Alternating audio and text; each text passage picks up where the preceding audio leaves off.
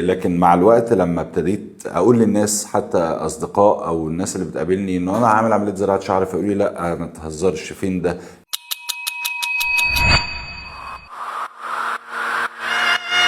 انا يعني عايز اقول لك انه احنا نعرف بعض بقالنا اكتر من سنه دلوقتي، وانا فعلا مش بتكلم كده لاي سبب غير انه انا حبيتك جدا جدا, جدا والله. وانا لما عملت المرحله الاولى مستحيل كنت افكر ان انا اعمل المرحله الثانيه. انا دلوقتي قاعد ظهري عشان تبان، احنا دلوقتي داخلين نعمل المرحله الثانيه، بقالنا سنه عاملين المرحله الاولى، وبصراحه النتيجه كانت عظيمه جدا. انا يعني ما كانش في بالي خالص انه انا كان ممكن اعمل عمليه زراعه شعر في يوم من الايام، لكن طبعا بحكم شغلي الموضوع كان بقى ضروره، وبقيت كنت باخد وقت طويل جدا علشان خاطر اجهز لان انا ابقى مستعد اصور، وكنت بستخدم مواد انت بعد كده قلت لي ان هي كانت مضره جدا لشعري، وهي ساعدت اكتر انه يبقى في عندي فراغات بالذات في المنطقه الاماميه.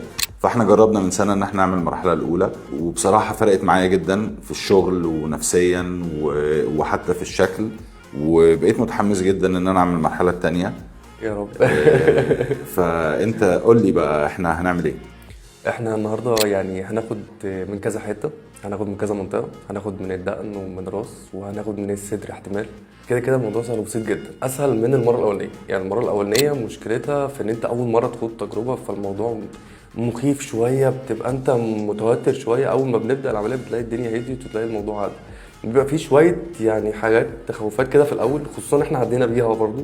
فاول ما الشعر بدا يقع، بعد كده دخلنا في شوك ستيج، الشعر بدا يطلع. طب الشكل عامل ازاي؟ كنا خايفين من لا بصراحه هو يعني فعلا انا بقول لك انا حتى بعد ما عملنا المرحله الاولى انا كنت بقول ان انا مش هعمل المرحله الثانيه، لكن مع الوقت لما ابتديت اقول للناس حتى اصدقاء او الناس اللي بتقابلني ان انا عامل عمليه زراعه شعر، فيقولوا لي لا ما تهزرش، فين ده؟ بالذات انه في لسه منطقه فيها فراغات كبيره جدا.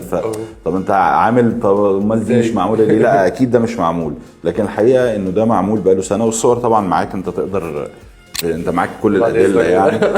يعني تمام. واحنا ان شاء الله يعني انا متحمس للنتيجه، مش متحمس للعمليه خالص عشان برضه تبقى فاهم، بس متحمس للنتيجه. النتيجه هتبقى حلوه وواثق فيك.